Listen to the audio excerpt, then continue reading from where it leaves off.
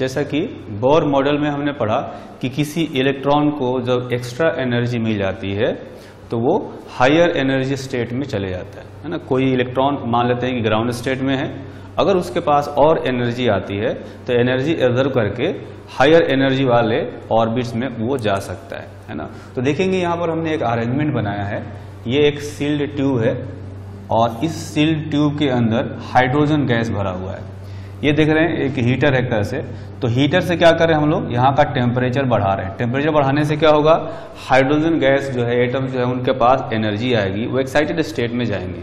मतलब अगर कोई इलेक्ट्रॉन ग्राउंड स्टेट में है तो उसके पास एनर्जी आएगी तो एक्साइटेड स्टेट में जा सकता है, ठीक। लेकिन जब एक्साइटेड स्टेट में जाता है तो वहां बहुत देर तक रुकता नहीं है, 10⁻⁸ सेकंड तक ज्यादा से ज्यादा रुकता है। उसके बाद वापस वो ग्राउंड स्टेट में आ जाता है। जब वापस ग्राउंड स्टेट में आएगा तो एनर्जी रेडिएट करता है, और जो एनर्जी रेडिएट करता है वो लाइट के फॉर्म में कहें या फोटोन के फॉर्म में कहें, वो जो है एनर्जी रेडिएट हो जाती है। और उस एनर्जी को अगर हम लोग किसी प्रिज्म से पास कराएं, है ना, तो वो जो लाइट है वो डिस्पर्स हो जाता है। जैसा हमने कि डिस्पर्सन पढ़ा है ज्योमेट्रिकल ऑप्टिक्स में, वैसा ही वो लाइट डिस्पर्स हो जाता है। डिस्पर्स होने का मतलब अलग अलग वेवलेंथ के जो लाइट हैं या जो रेडिएशन है वो सेपरेट हो जाते हैं, है ना।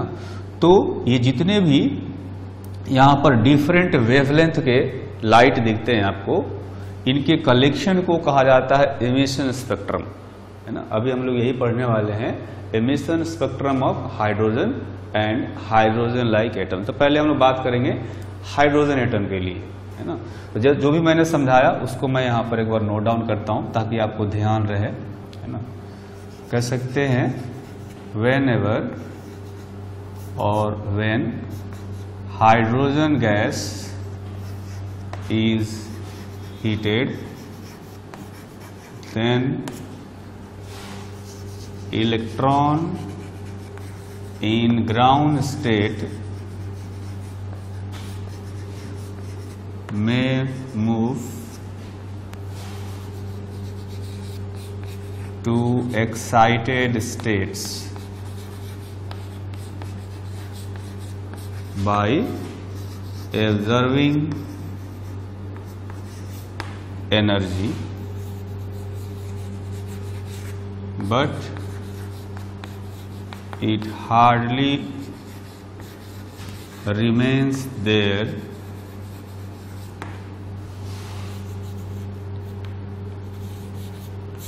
for 10⁻⁻8 second. मतलब इससे भी कम समय में जो है वो वापस आ जाता है, एंड then returns back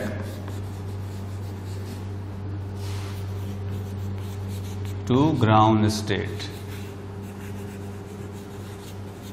लेकिन जब वापस आता है तो वो फोटोन के फॉर्म में एनर्जी रेडिएट करता है। while returning back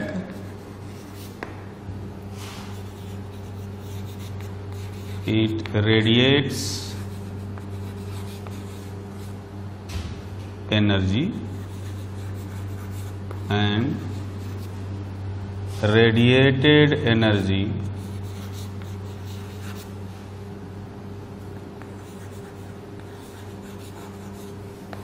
gets emitted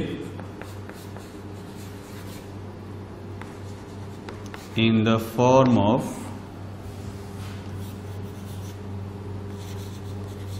light of different wavelength. Different wavelength के लाइट के फॉर्म में वो एनर्जी जो है वो रेडिएट होता है, डिपेंडिंग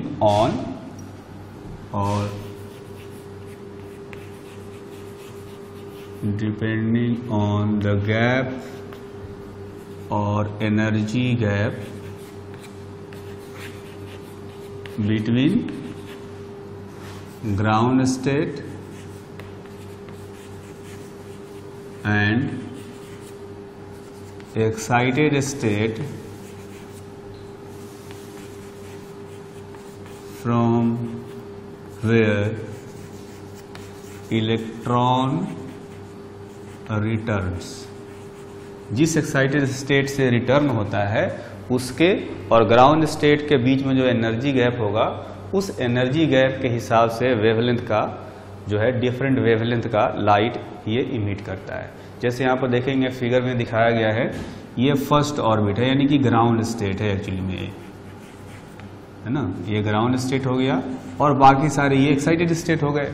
तो हो सकता है कि कोई इलेक्ट्रॉन जो है ग्राउंड स्टेट में था और उसको जब वहाँ पर हीटिंग किया गया तो इलेक्ट्रॉन जो है यहाँ से चले गया ऊपर, मान लेते हैं कि फोर्थ में चले गया, है ना, यहाँ पर इलेक्ट्रॉन चले गया।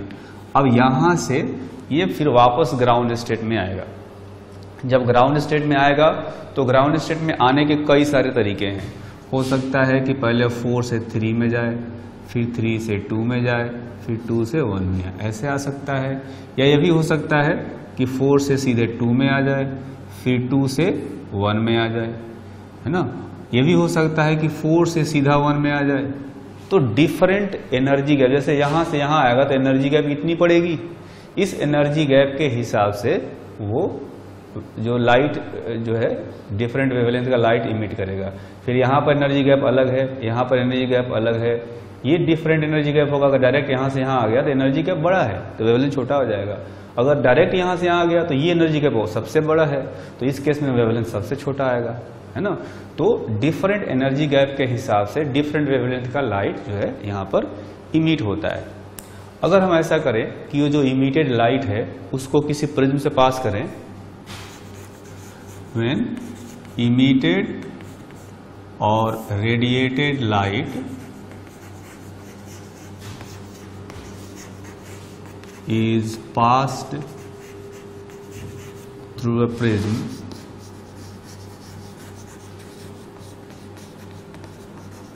then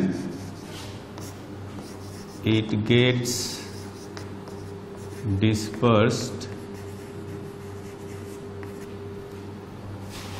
and collection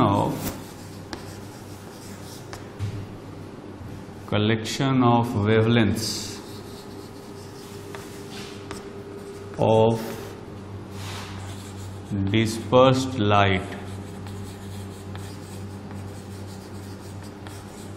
is known as emission spectrum।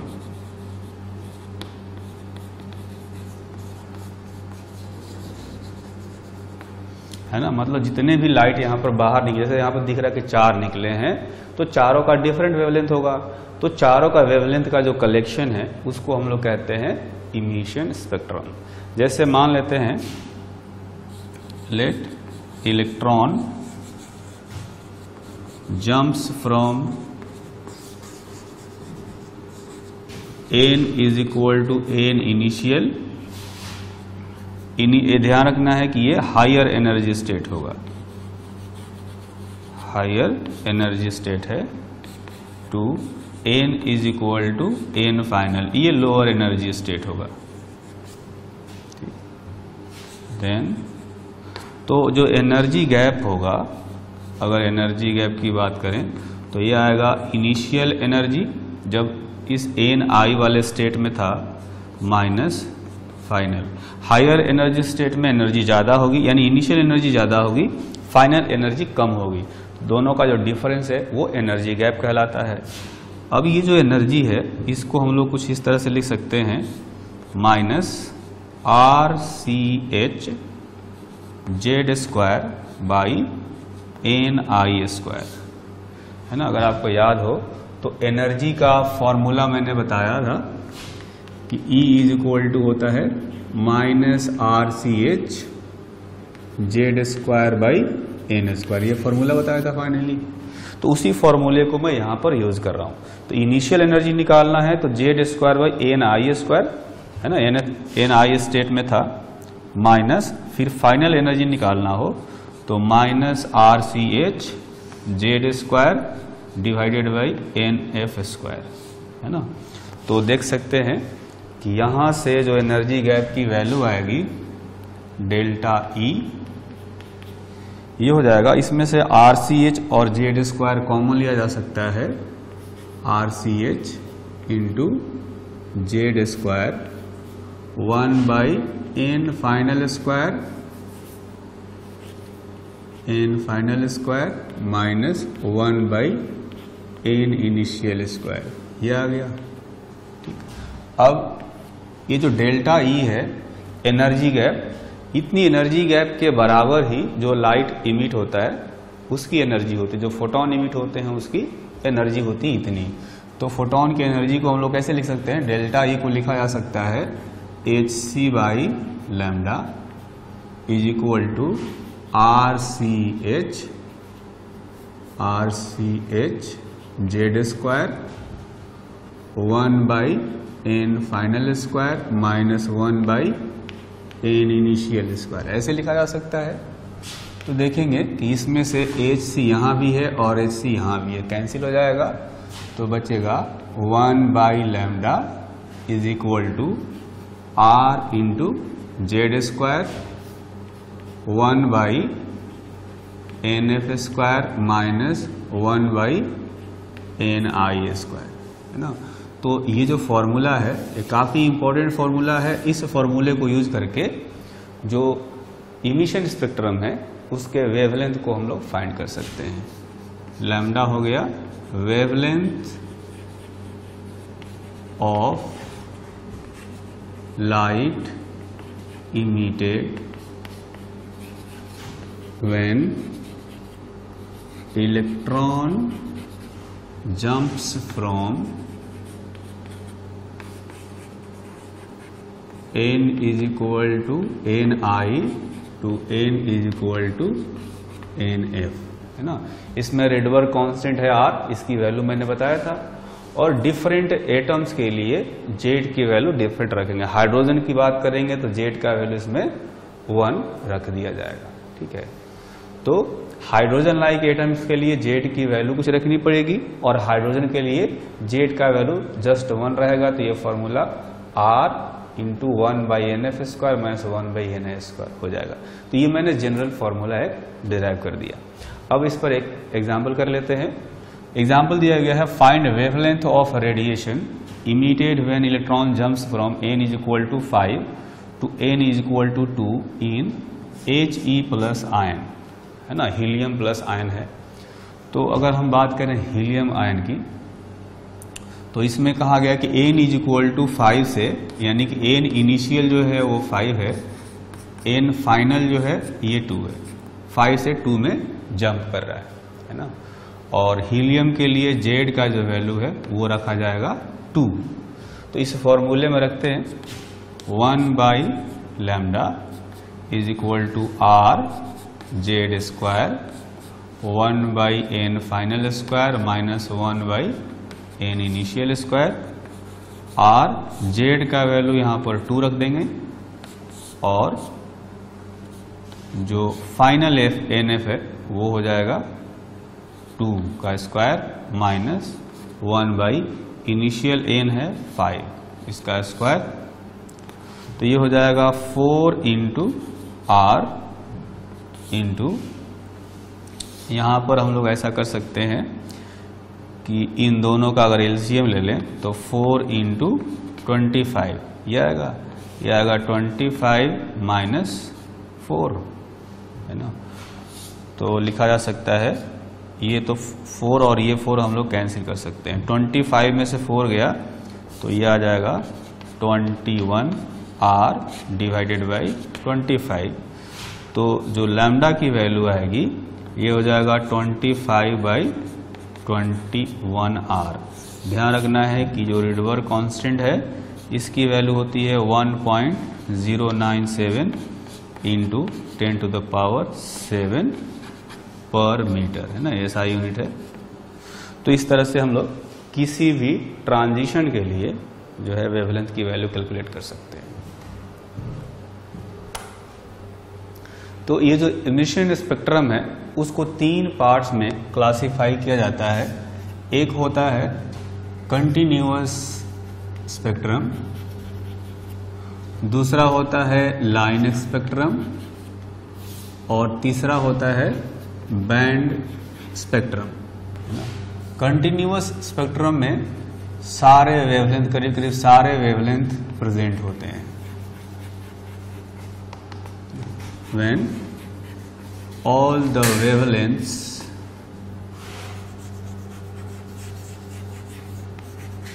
are present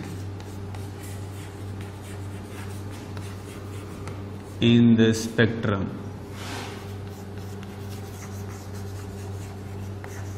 It is called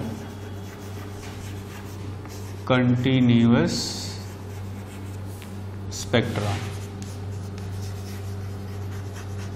है ना। जैसे कि अगर बात करें तो कुछ ऐसे, मतलब जितने भी पॉसिबल वेवलेंथ्स हैं वो सारे वेवलेंथ्स स्पेक्ट्रम में होंगे, तो इसको कहा जाता है continuous spectrum.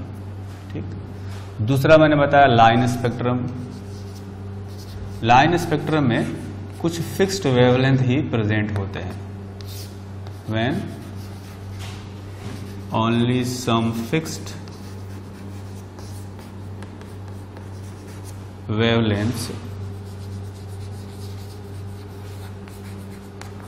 are present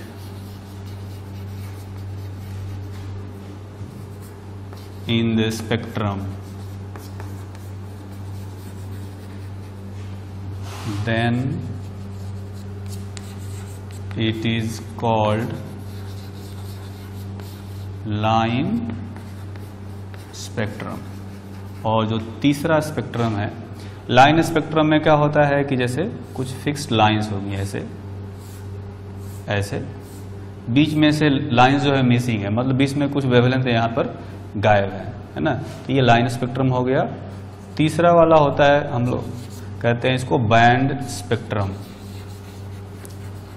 band spectrum में वेवलेंथ्स का ग्रुप बनाया रहता है। व्हेन emitted wavelengths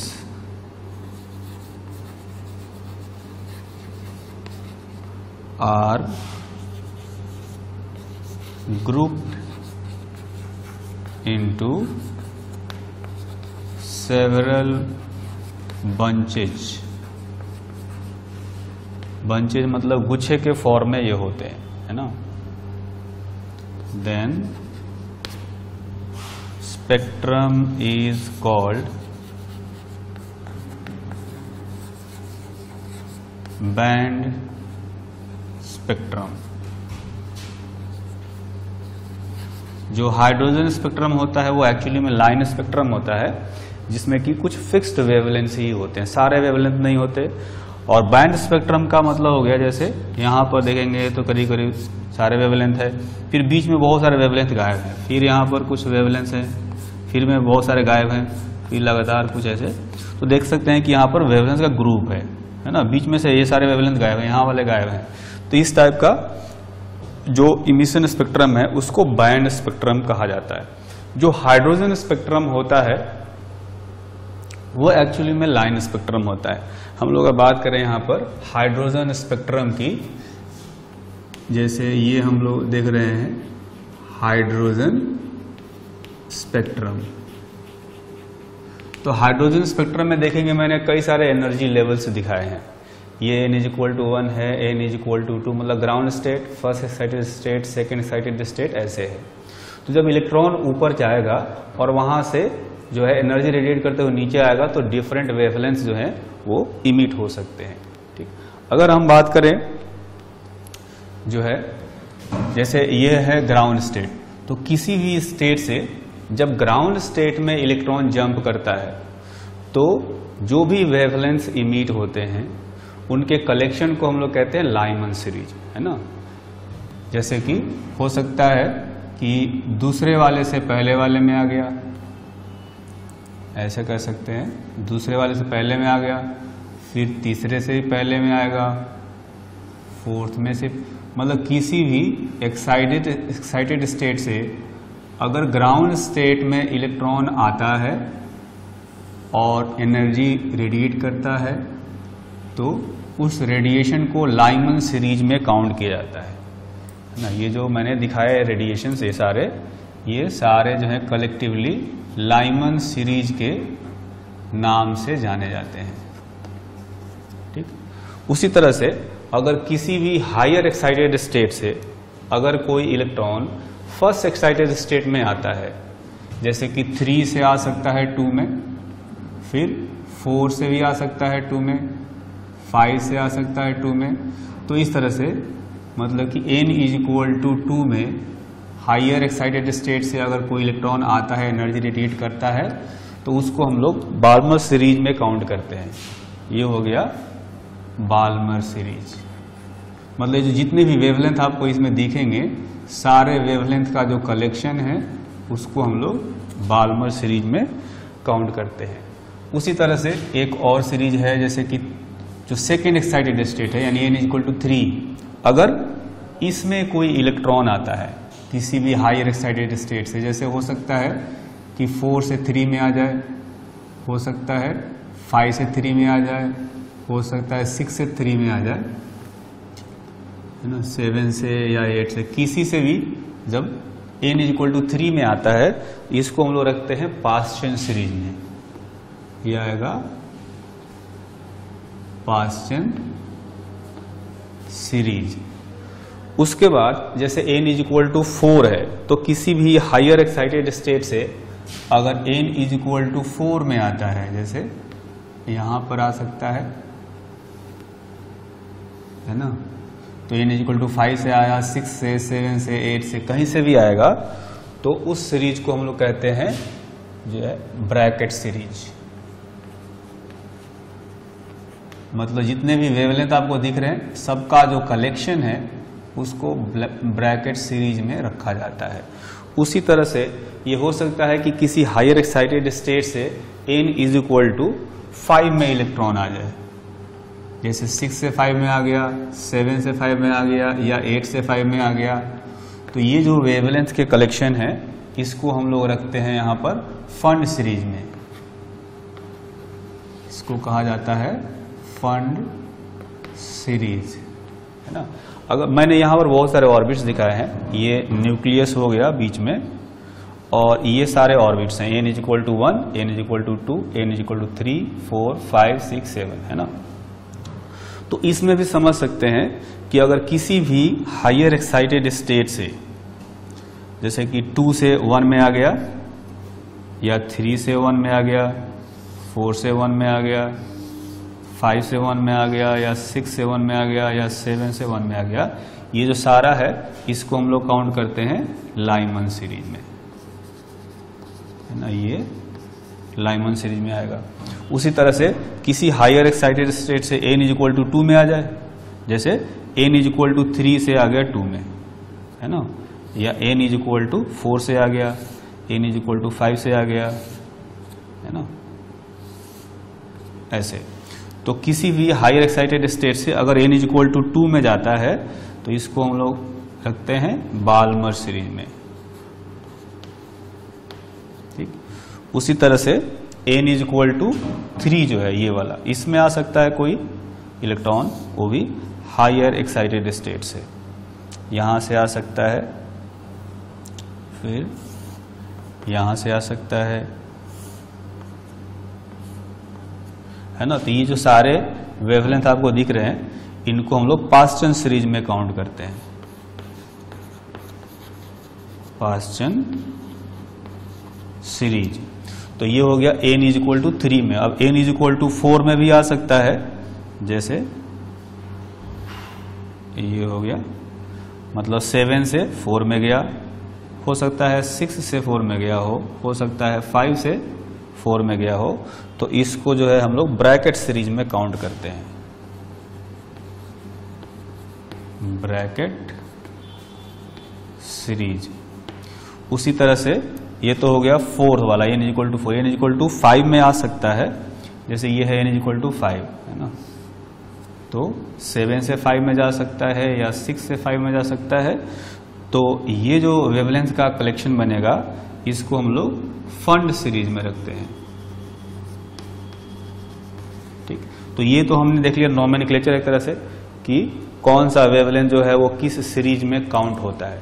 अब हम लोग एक टेबल में देखेंगे कि किस तरह से ये जो डिफरेंट सीरीज दिख रहे हैं, सीरीज में वेवलेंथ का जो लिमिट है, मतलब मिनिमम वेवलेंथ, मैक्सिमम वेवलेंथ और बीच में जो रेंज है, उसको हम लोग समझेंगे। यहाँ पर मैंने यहाँ पर एक बड़ा सा टेबल बनाया है। लाइमन सीरीज के लिए ये कॉलम है, ये बाल्मर सीरीज के लिए, पास्टन सीरीज, ब्रैकेट और फंड सीरीज। ठीक, तो जैसा मैंने बताया कि लाइमन सीरीज में क्या होता है, किसी भी इलेक्ट्रॉन को एक्साइटेड स्टेट से फाइनली n = 1 में आना होता है, ग्राउंड स्टेट में आना होता है ना। तो इसमें हम लोग रखेंगे फाइनल स्टेट का मतलब हो गया कि फाइनल स्टेट n = 1 होगा, ग्राउंड स्टेट में आना पड़ेगा लाइमन सीरीज में। ठीक, अगर बाल्मर सीरीज की बात करें तो बाल्मर सीरीज में किसी भी हायर एक्साइटेड स्टेट से फर्स्ट एक्साइटेड स्टेट में आना होता है ना, यहां से n = 2 में आना होता है। तो इसके लिए फाइनल एक्साइटेड स्टेट 2 रखेंगे। पास्टन सीरीज के लिए फाइनल स्टेट जो है वो n = 3 होता है। और ब्रैकेट सीरीज के लिए देख सकते हैं कि n = 4 में आना होता है फाइनली, हायर एक्साइटेड स्टेट से n = 4 में आएगा। फंड सीरीज में जो है ये 5 में आता है। इनिशियल स्टेट जो है कोई भी हायर एक्साइटेड स्टेट हो सकता है। जैसे लाइमन सीरीज की बात करेंगे तो इनिशियली वो 2, 3, 4, 5 किसी में हो सकता है, लेकिन फाइनली उसको n = 1 में आना है। तो इसमें अगर हमें लिखना हो n इनिशियल, तो इसमें हम लोग 2, 3, 4, 5 टू इन्फिनिटी ऐसे रख सकते हैं। मतलब सेकेंड से फर्स्ट में जा सकता है, थर्ड से फर्स्ट में जा सकता है, ऐसे। इसी तरह से बाल्मर सीरीज की बात करेंगे तो फाइनली 2 में जाना है, यानी इसके हायर एक्साइटेड स्टेट से आएगा, यानी कि थर्ड से आ सकता है, फोर्थ से आ सकता है। तो इसके लिए इनिशियल n की वैल्यू होगी 3, 4, 5, 6, 7 से इन्फिनिटी तक रख सकते हैं। पास्टन सीरीज में फाइनली 3 में जाना है, यानी हायर एक्साइटेड स्टेट, यानी कि 4 से आ रहा होगा, 5 से, 6 से ऐसे आ सकता है। तो इसके लिए इनिशियल n की जो वैल्यू होगी वो हो सकती है 4, 5, 6, 7 ऐसे, है ना। ब्रैकेट सीरीज में चूंकि फाइनली 4 में आना है तो ये 4 से ऊपर वाले जो एनर्जी स्टेट होते हैं वहां से चल करके आएगा, यानी इसके लिए इनिशियल n का जो वैल्यू है वो हो सकता है 5, 6, 7, 8, इस तरह से इन्फिनिटी तक हो सकता है। फंड सीरीज में चूंकि फाइनली 5 में आना है तो आएगा हायर एक्साइटेड स्टेट से, यानी कि 6 से आ सकता है, 7 से आ सकता है। तो इनिशियल n की जो वैल्यू होगी ये 6 हो सकता है, 7 हो सकता है, 8 हो सकता है, 9 से इन्फिनिटी तक कुछ भी हो सकता है। वेवलेंथ का जो फॉर्मूला है, थोड़ा देर पहले मैंने बताया था कि वेवलेंथ का फॉर्मूला हम लोग लिखेंगे 1/λ। मैं वो फॉर्मूला पहले यहाँ लिख देता हूँ। वेवलेंथ का फॉर्मूला हमने थोड़ा देर पहले लिखा था 1/λ r z² 1/nf² minus 1/ni², ये होता है। तो ni और nf तो हमने पहले निकाल लिया। तो वेवलेंथ का जो फॉर्मूला है यहाँ पर, इस फॉर्मूले को लिखेंगे तो r z², n फाइनल जो है इसमें 1 होता है तो 1/1², और n इनिशियल को n इनिशियल ही रहने देते, इनिशियल की वैल्यू वेरी कराया जा सकता है ना। इसी तरह से अगर बाल्मर सीरीज की बात करें तो इसके लिए वेवलेंथ के लिए फॉर्मूला हम लोग करेंगे 1/λ = rz²। इसके लिए फाइनल n की वैल्यू 2 होगी, यानी कि 1/2² माइनस 1/, इनिशियल के जगह पर n इनिशियल ही रख देते हैं, है ना, यहां पर स्क्वायर होना चाहिए, क्योंकि n इनिशियल जो है 3, 4, 5, 6, 7 कुछ भी हो सकता है। उसी तरह से पास्टन सीरीज के लिए 1/λ r z², 1/ फाइनल जो है n वो 3 आएगा इसमें, और इनिशियल की वैल्यू हम लोग वेरी करा सकते हैं, क्योंकि इनिशियल जो है 4, 5, 6, 7 से इन्फिनिटी तक कुछ भी हो सकता है। ब्रैकेट सीरीज में लिखा जा सकता है r z², 1/ फाइनल n की वैल्यू है 4, और जो इनिशियल वाला है इसको ni रख करके छोड़ देते हैं, क्योंकि ni की वैल्यू 5, 6, 7, 8 कुछ भी हो सकती है। फंड सीरीज की बात करेंगे तो इसमें वेवलेंथ आएगा 1/λ = rz², 1/ फाइनल n की वैल्यू है 5, और इनिशियल को ni ही रख करके छोड़ देंगे ni का स्क्वायर, क्योंकि n इनिशियल इसमें 6, 7, 8, 9, 10 हो सकता है। ठीक, अब इसमें हमें पता करना होता है मिनिमम वेवलेंथ, मैक्सिमम वेवलेंथ, यानी कि वेवलेंथ का रेंज पता करना है स्पेक्ट्रम में। तो मिनिमम वेवलेंथ यहां पर जो है वो तब निकलेगा जब ni जो है हम लोग इन्फिनिटी रखेंगे। ठीक है, जैसे कि मैं बात करूं लाइमन सीरीज में, लाइमन सीरीज में जो है अगर मिनिमम वेवलेंथ निकालना हो तो एनर्जी गैप जो है वो बहुत बड़ा होना चाहिए, है ना। हम लोग ऐसे लिखते हैं ना, energy gap is equal to hc by lambda. तो एनर्जी गैप बड़ा होगा तो लैम्डा जो है ये सबसे कम होगा। तो लैम्डा कम लेने के लिए एनर्जी का सबसे बड़ा यानी n is equal to infinity जो होगा वहां से ग्राउंड स्टेट में आना पड़ेगा इसको। तो इसमें लिए मिनिमम वेवलेंथ कैलकुलेट करने के लिए n इनिशियल जो है ये इन्फिनिटी रखा जाएगा और n फाइनल जो है देख सकते हैं इसमें n इनिशियल इन्फिनिटी तक जाता है, 2 से इन्फिनिटी तक, और n फाइनल तो फिक्स्ड है 1 ही आएगा। तो इस फॉर्मूले में n इनिशियल की जगह पर इन्फिनिटी रखेंगे, n फाइनल 1 रखा हुआ है और r पता है, z तो होता है हाइड्रोजन स्पेक्ट्रम के लिए z का वैल्यू होता है 1, तो z का वैल्यू 1 इसमें रख देना है। तो ये आ जाएगा 912 एंगस्ट्रम, ये हमने एंगस्ट्रम में लिखा है यहाँ पर। ठीक है, इसमें ध्यान रखना है कि Z का जो वैल्यू है हमें 1 रखना है, क्योंकि हम लोग हाइड्रोजन स्पेक्ट्रम की बात कर रहे हैं। कोई दूसरा हाइड्रोजन लाइक एटम होगा तो उसके लिए Z की वैल्यू उसमें डाल दी जाएगी, है ना।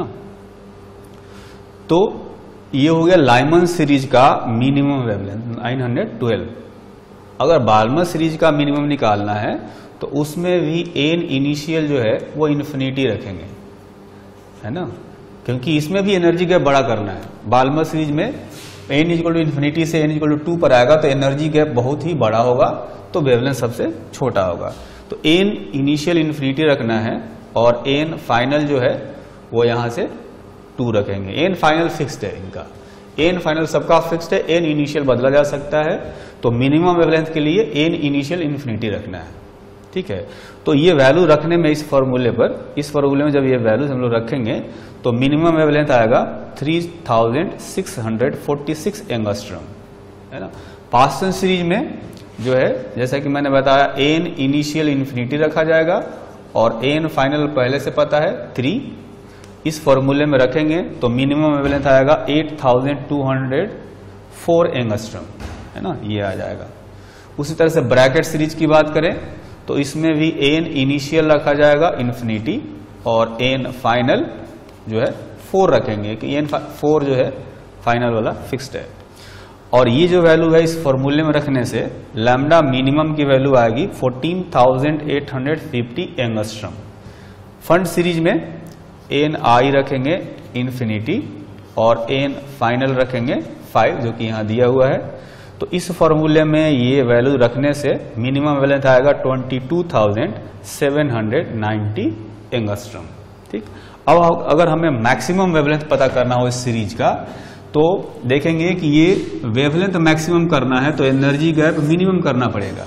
तो यहां से देखें कि अगर 1 में आना है तो सबसे कम एनर्जी गैप होगी इस इलेक्ट्रॉन के पास जो n इक्वल टू 2 से यहां आएगा। बाकी कोई भी आएंगे तो ज्यादा एनर्जी गैप बढ़ता जाएगा, है ना। तो n इक्वल टू 2 से n इक्वल टू 1 में आएगा तो एनर्जी गैप सबसे कम है तो वेवलेंथ सबसे ज्यादा आएगा। तो मैक्सिमम वेवलेंथ कैलकुलेट करने के लिए n इनिशियल जो है वो 2 रखा जाएगा, इसमें से n इनिशियल का रेंज दिया हुआ है। तो मिनिमम वेवलेंथ के लिए n i इन्फिनिटी रखा और मैक्सिमम के लिए 2 रखेंगे। फाइनल वाला जो है हमेशा फिक्स्ड रहता है 1। तो जब ये दोनों वैल्यूज इस फॉर्मूले में रखेंगे तो मैक्सिमम वेवलेंथ आएगा 1216 एंगस्ट्रम, ये भी एंगस्ट्रम में दिया हुआ है।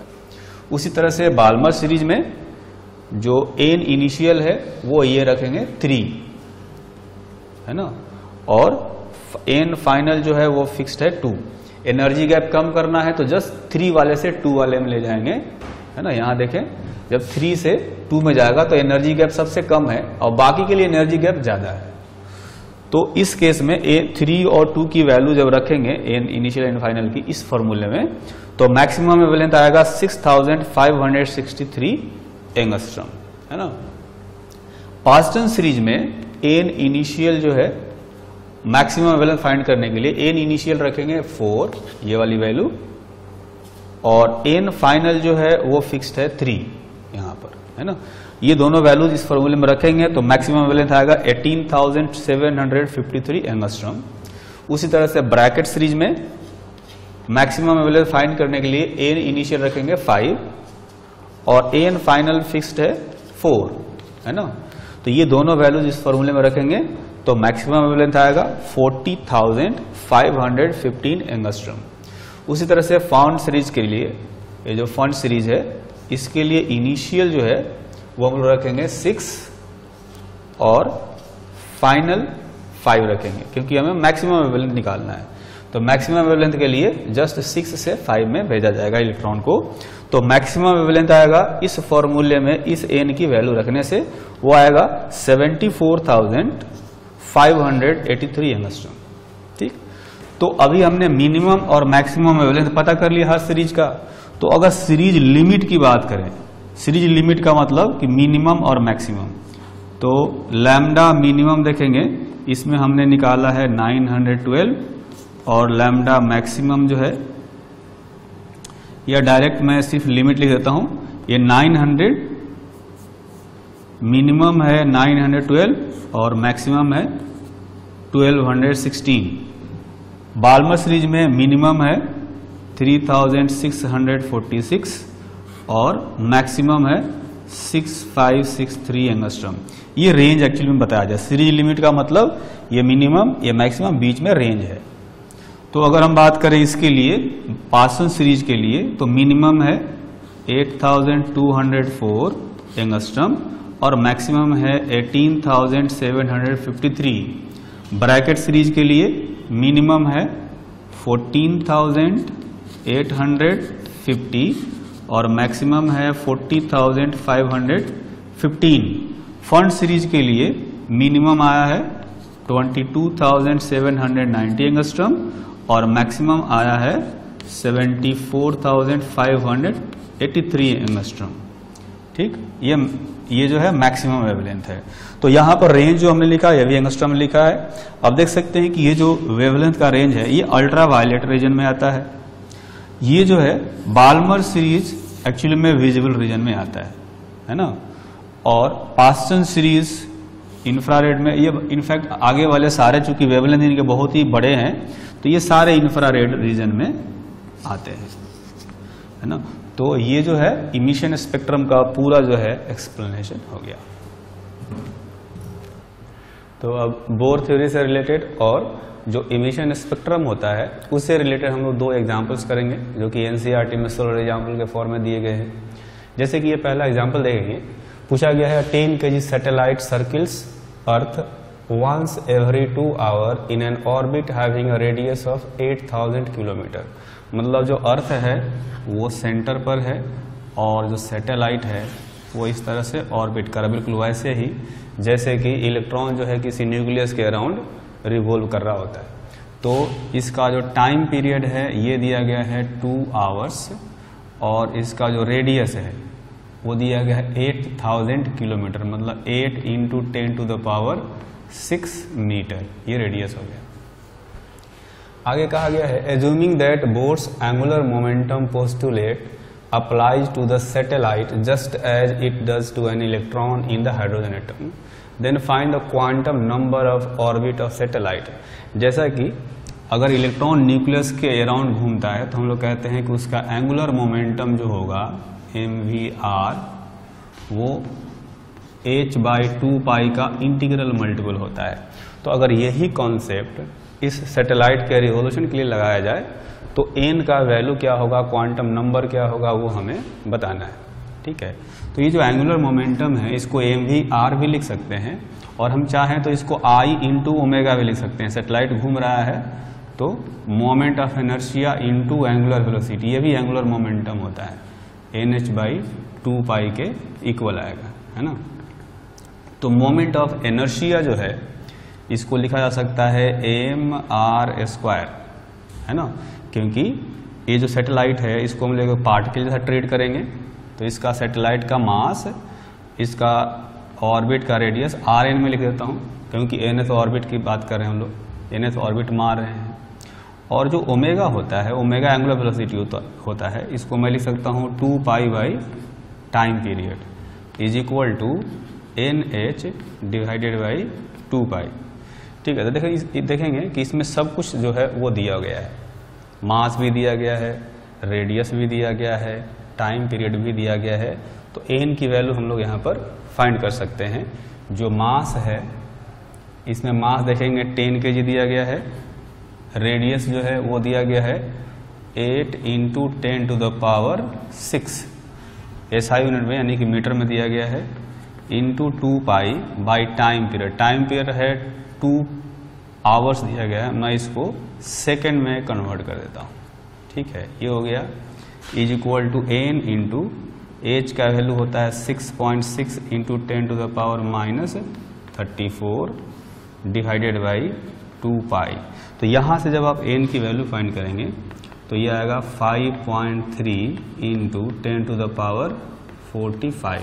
बहुत ही बड़ा नंबर आ रहा है ना। जैसे हमने सुना होगा कि जो एटम्स के अंदर ऑर्बिट्स होते हैं, है ना, हालांकि उसमें भी हम लोग बोलते हैं इनफाइनाइट ऑर्बिट बोलते हैं, लेकिन ज़्यादातर हम बातें करते हैं 10-12 ऑर्बिट से ऊपर की बात नहीं करते कभी, है ना।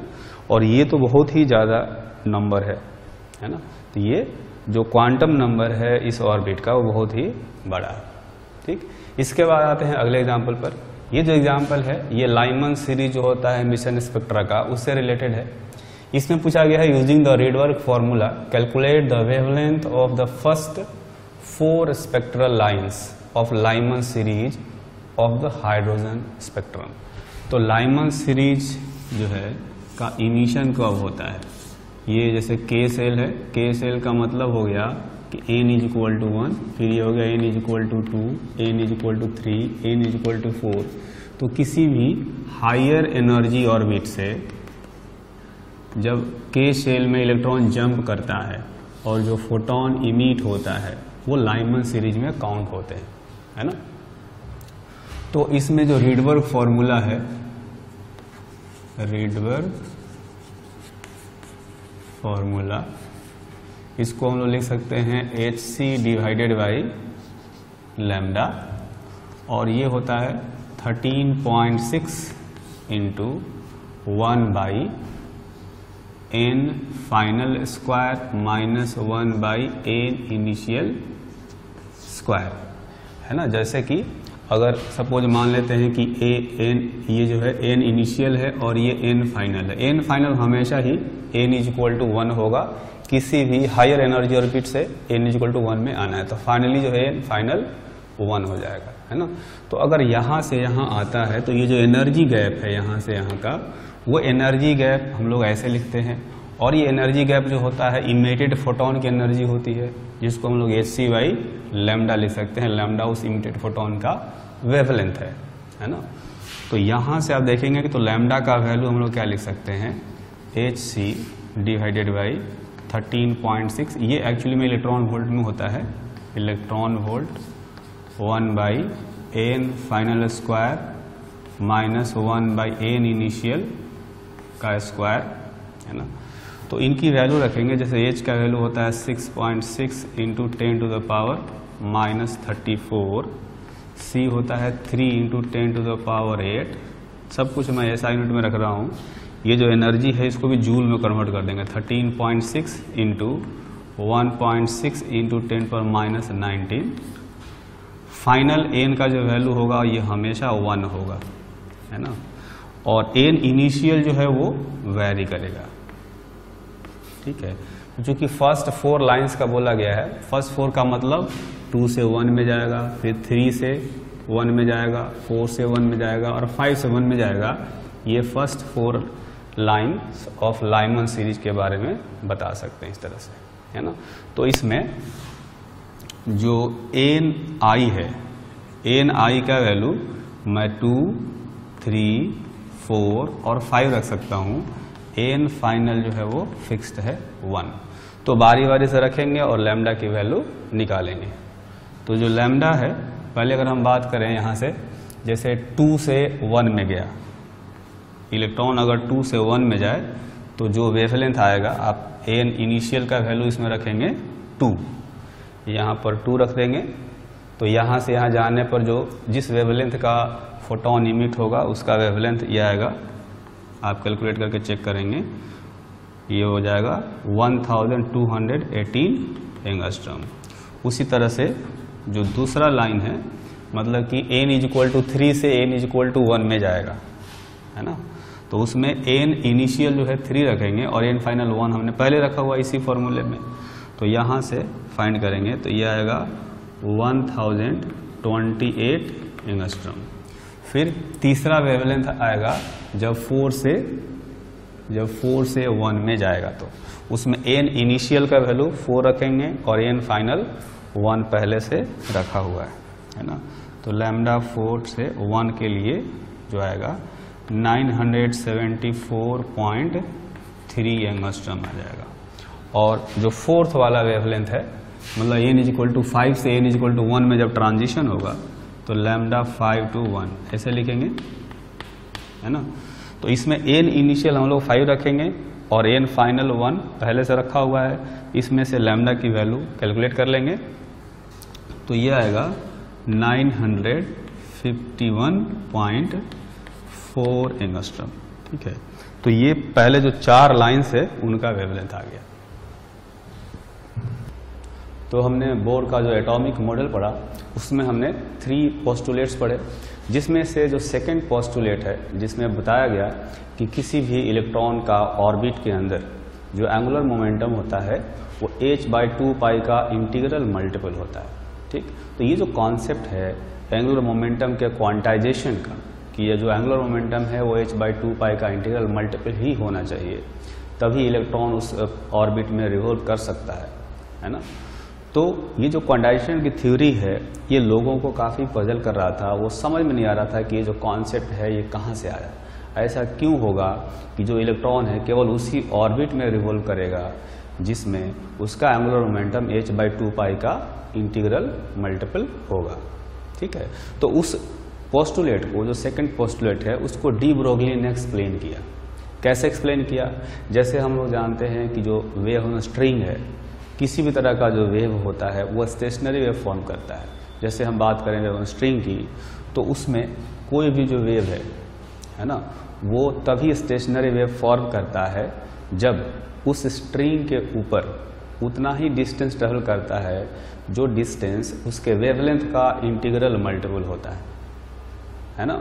तो जैसे हम लोग वेव ऑन स्ट्रिंग में स्टेशनरी वेव देख सकते हैं, वैसे ही जो इलेक्ट्रॉन है ये कहा जाता है डी ब्रोगली का जो मैटर वेव्स होते हैं। तो इलेक्ट्रॉन जब मोशन में होता है वो मैटर वेव्स जैसा बिहेव करता है, तो वो भी एक तरह से वेव है जिसको हम लोग पार्टिकल वेव कह सकते हैं। तो वो भी एक स्टेशनरी वेव फॉर्म करता है ना, वो भी स्टेशनरी वेव फॉर्म करता है। अगर ये सर्कुलर मोशन कर रहा है किसी न्यूक्लियस के अराउंड में, तो इस सर्किल का जो सरकमफेरेंस है, सरकमफेरेंस के इक्वल वो डिस्टेंस ट्रेवल करेगा। उसका ट्रेवल किया गया जो डिस्टेंस है वो वेवलेंथ का इंटीग्रल मल्टीपल होना चाहिए, है ना। ऐसा डी ब्रोगली ने बताया, बिल्कुल जैसे वेव ऑन स्ट्रिंग हम लोग देखते हैं वैसे यहाँ पर उसने एक्सप्लेन किया। तो जैसे देखेंगे मैंने एक डायग्राम बनाया है, तो इसमें एक इलेक्ट्रॉन जो है सपोज यहाँ से चलना शुरू करता है, तो ये जो है एक वेवलेंथ हो गया इसका, ये एक वेवलेंथ हो गया। उसी तरह से यहाँ तक ये दूसरा वेवलेंथ हो गया, है ना।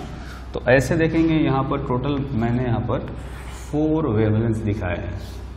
तो 4 हो सकता है, 3 हो सकता है, 2 हो सकता है, 1 हो सकता है, 5 भी हो सकता है ना। यानी कि जो लैम्डा है, लैम्डा का इंटीग्रल मल्टीपल होना चाहिए, ऐसा डी ब्रोगली ने बताया, है ना। तो कैसे होगा देख सकते हैं कि जो सरकमफेरेंस है सर्किल का, ये सर्किल है, सर्कुलर ऑर्बिट है। तो इस ऑर्बिट का अगर मैं रेडियस मान लूँ कि ये है rm, तो इसका जो टोटल सरकमफेरेंस होगा वो होगा 2πrm, और ये जो है लैम्डा का इंटीग्रल मल्टीपल होना चाहिए, है ना। अब जो लैम्डा है, जैसा कि हम जानते हैं मैटर वेव्स में डी ब्रोगली ने बताया कि किसी भी मैटर वेव का जो वेवलेंथ है वो h/p, इसे फॉर्मूले से फाइंड किया जा सकता है। तो अगर इलेक्ट्रॉन का वेवलेंथ फाइंड करेंगे, इलेक्ट्रॉन वेव का, तो इसका वेवलेंथ आएगा h/m × Vn का मतलब हुआ nth ऑर्बिट में उसकी वेलोसिटी। तो अगर मैं यहाँ से लैम्डा का वैल्यू इसमें सब्स्टिट्यूट करूँगा NH/m/Vn, है ना, ये इलेक्ट्रॉन का मास है और ये इलेक्ट्रॉन की वेलोसिटी है ना। जैसा कि हम जानते हैं ये जो P है ये मोमेंटम होता है पार्टिकल का, तो यहाँ पर इलेक्ट्रॉन है तो इलेक्ट्रॉन का ये मोमेंटम हमने रखा है मास इंटू वेलोसिटी। अगर इस इक्वेशन को रीअरेंज करें, mvn को इधर ले आते हैं और 2π को उधर ले आते हैं, तो हो जाएगा mvn into Rn is equal to NH divided by 2π, है ना। तो देखेंगे कि mv इंटू Rn ये जो होता है ये एंगुलर मोमेंटम होता है ना, और n जो है एक इंटीजर है, जैसा कि बताया हमने यहाँ पर कि इंटीग्रल मल्टीपल होना चाहिए, n इंटीजर है तो इंटीग्रल मल्टीपल ऑफ h/2π यहाँ से ये आ गया, है ना। यहाँ पर n का वैल्यू इंटीजर होना चाहिए, यानी कि 1 हो सकता है, 2 हो सकता है, 3 हो सकता है, इस तरह से, ठीक। तो ये तो हो गया बोर्स का जो सेकंड पोस्टुलेट था उसका एक्सप्लेनेशन बाय डी ब्रोगली, ठीक। अब आते हैं बोर का जो एटॉमिक मॉडल है उसके जो लिमिटेशंस है उसको समझते हैं, है ना। जैसा कि पहला लिमिटेशन है वो ये है कि बोर का जो थ्योरी है वो हाइड्रोजन लाइक एटम्स के लिए ही वैलिड होता है। हाइड्रोजन लाइक एटम्स को हम लोग हाइड्रोजेनिक एटम्स भी कहते हैं, ऐसा एटम जिसके अंदर केवल एक इलेक्ट्रॉन होता है ना। जो पहला लिमिटेशन है उसमें बताया गया है Bohr's atomic model is applicable for hydrogenic atoms only, means atoms having only 1 electron, ठीक। जब एक इलेक्ट्रॉन होता है तो उसमें कैलकुलेशन आसान होता है, जैसा कि बोर्स मॉडल में हमने देखा है कि एक इलेक्ट्रॉन होता है वो न्यूक्लियस के अंदर जो पॉजिटिव चार्जेज होते हैं उनसे इंटरेक्ट करता है, ठीक है, इंटरेक्ट करके वो सर्कुलर मोशन में घूमता रहता है, ठीक। लेकिन जब एक से ज़्यादा इलेक्ट्रॉन्स आ जाते हैं तो वो कैलकुलेशन काफ़ी डिफिकल्ट हो जाता है, क्योंकि अगर एक से ज़्यादा इलेक्ट्रॉन होंगे तो कोई भी ऑर्बिट में घूमने वाला इलेक्ट्रॉन केवल पॉजिटिव चार्ज से इंटरेक्ट नहीं कर रहा होगा बल्कि दूसरे इलेक्ट्रॉन्स से भी जो है इंटरेक्ट कर रहा होगा, है ना। और उस केस में जो कैलकुलेशन है वो काफ़ी डिफिकल्ट हो जाता है और बोर्स थ्योरी से उसका जो एक्सप्लेनेशन है या उसके जो सक्सेस है वो पता नहीं चलता सही तरीके से, है ना, मतलब सही डेटा नहीं आ पाता है बोर्स थ्योरी से। तो एक तो लिमिटेशन ये हो गया। दूसरा लिमिटेशन ये है कि Bohr's model is unable to explain the relative intensities of the frequencies in spectrum. मतलब स्पेक्ट्रम में जो इमिशन स्पेक्ट्रम होता है उसमें कई सारे फ्रिक्वेंसीज के फोटॉन्स इमिट होते हैं, कई सारे फ्रिक्वेंसी के कह सकते हैं कि इलेक्ट्रोमैग्नेटिक वेव्स इमिट होते हैं, लेकिन हर फ्रिक्वेंसी का जो इंटेंसिटी है वो एक जैसा नहीं होता। किसी किसी फ्रिक्वेंसी के लिए इंटेंसिटी बहुत ज़्यादा होता है, किसी किसी फ्रिक्वेंसी के लिए इंटेंसिटी बहुत कम होता है। ऐसा क्यों होता है ये जो है बोर थ्योरी ने एक्सप्लेन नहीं किया, बोर ने एक्सप्लेन नहीं किया, है ना। तो ये जो है दूसरा लिमिटेशन है। मैं एक बार इसको पढ़ देता हूँ। कहा गया है Bohr's model is unable to explain the relative intensities of the frequencies in spectrum, means some of the visible frequencies have weak intensities while some others have strong. Why it is so? Bohr's model is unable to explain. ठीक, तो ये जो है वो दूसरा limitation है। और इनके अलावा बाकी चीज़ें जो है सही तरीके से बोर मॉडल जो है वो एक्सप्लेन कर पाता है, केवल ये जो है वो 2 लिमिटेशन है इसके।